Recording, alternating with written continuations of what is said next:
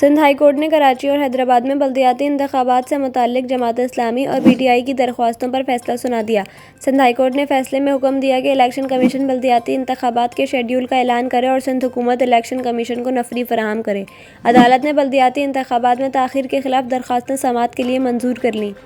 सिंध में दूसरे मरहले में बल्दियाती इंतखाबात 24 जुलाई को होना थे, लेकिन सिंध हुकूमत ने सैलाब की सूरत हाल के पेश नज़र पुलिस की नफरी ना होने पर सिक्योरिटी फराहम करने से माजरत कर ली थी। इसके बाद बल्दियाती इंतखाबात की तारीख 28 अगस्त रखी गई थी, लेकिन इस तारीख को भी इलेक्शन ना होने पर एक बार फिर तारीख 23 अक्टूबर रखी गई थी, मगर तीसरी मरतबा भी इंतखाबात मुलतवी कर दिए गए।